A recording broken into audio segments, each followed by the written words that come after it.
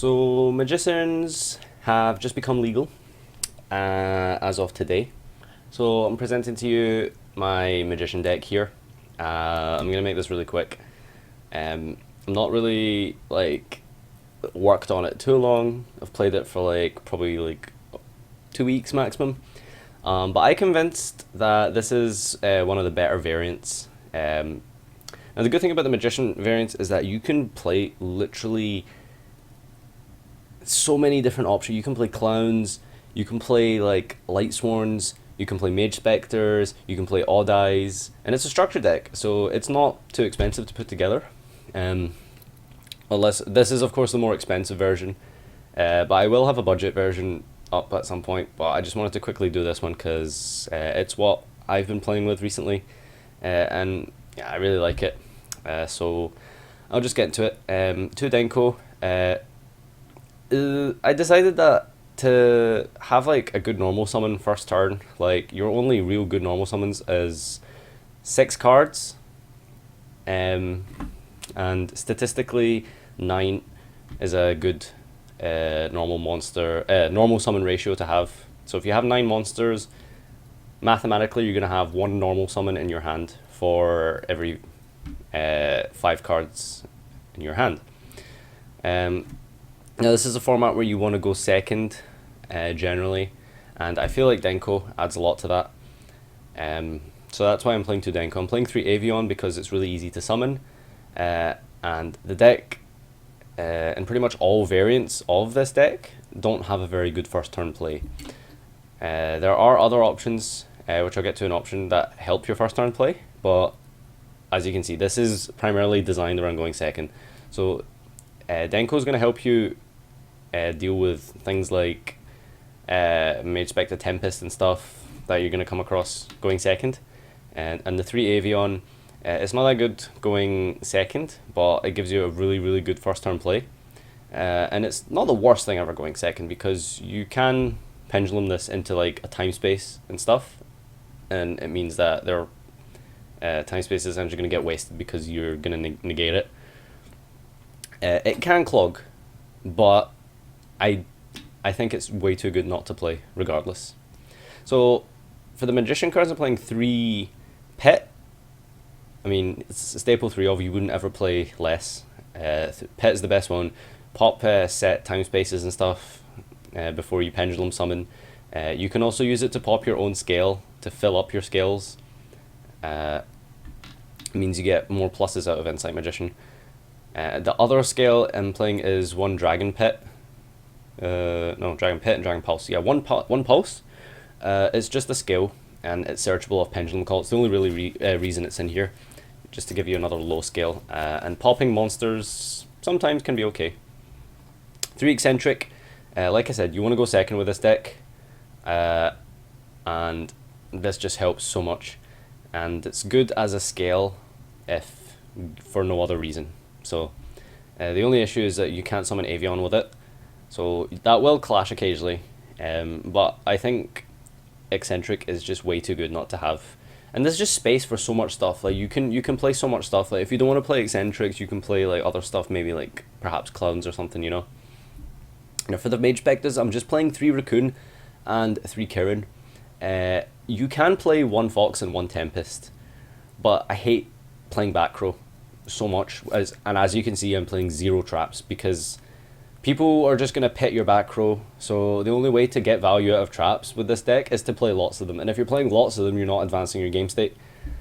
And I think that like the one-off Tempest that you can search is okay sometimes, but a lot of the time you'll find that, you know, I don't like having dead cards in my hand, and you know, having a Tempest with no Majespecters in your hand is so unbelievably dead. It's disgusting.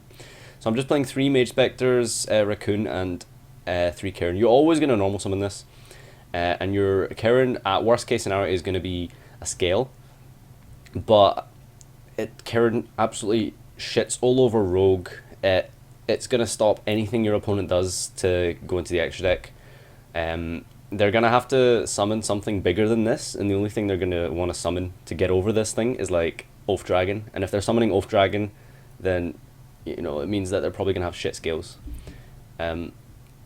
So So having a pendulum summoned Kirin and with a normal summon Crobat, it just you just sets you up so well for next turn. Like even if they don't make anything in phase, you can just pop this and you can just bounce the Crobat and then bounce their guy. It's so good.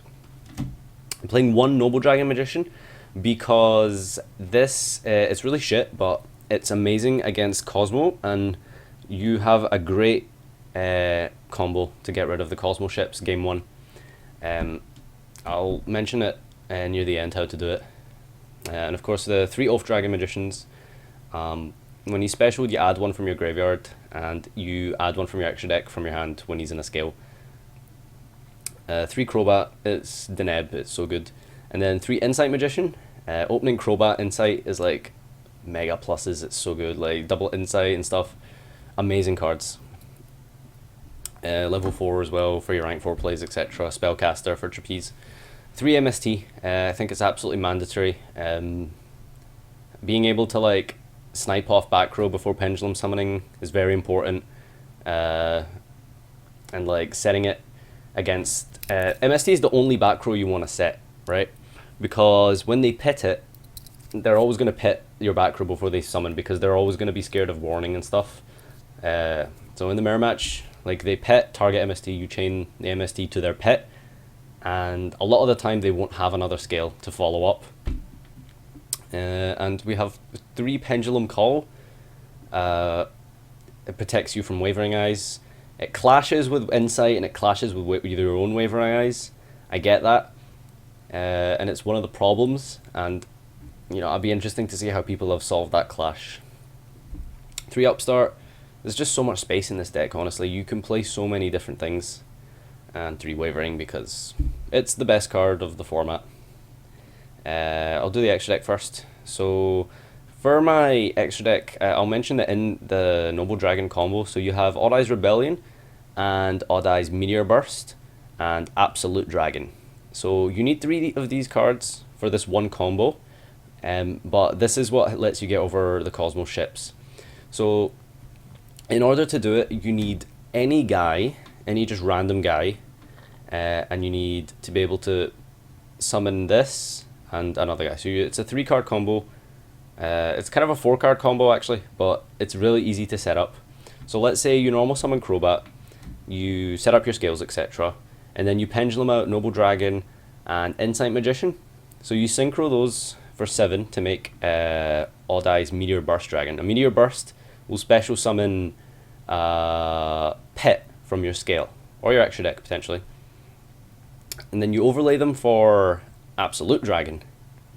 And then you attack Dart Destroyer with your other guy. So this is, it could be any guy, it could be Crobat, it could be Raccoon, just any other monster has to be on the field, and you attack with it.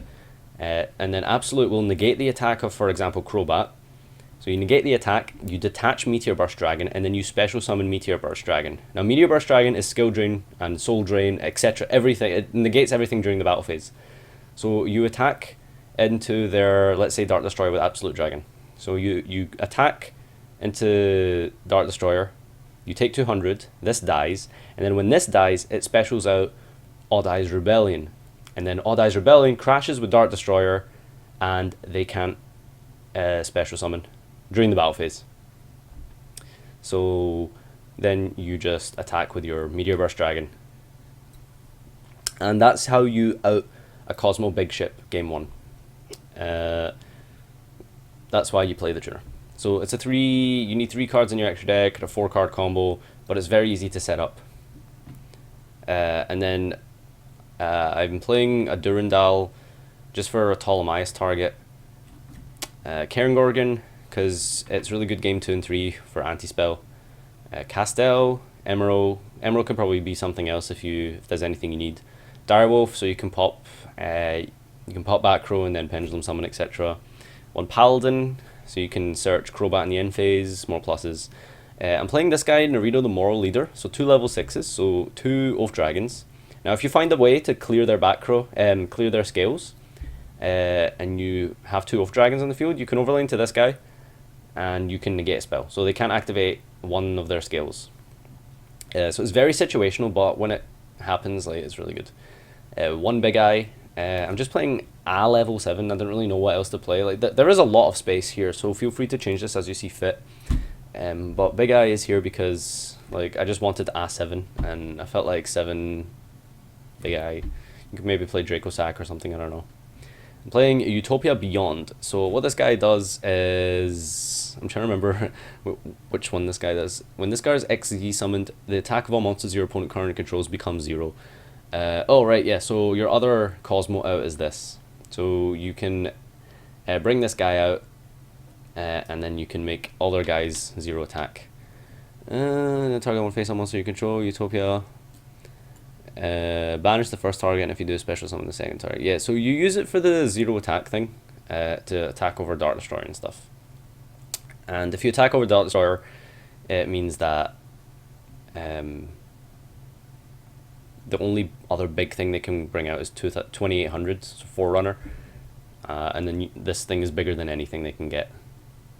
The Absolute Dragon for the combo, Trapeze for OTKs, Diamond for the Ptolemaeus target, and you can make it against Infernoids as well in their standby phase. Not with this build actually. I'm missing Pleiades. Yeah, I'll probably take out Big Eye for Pleiades.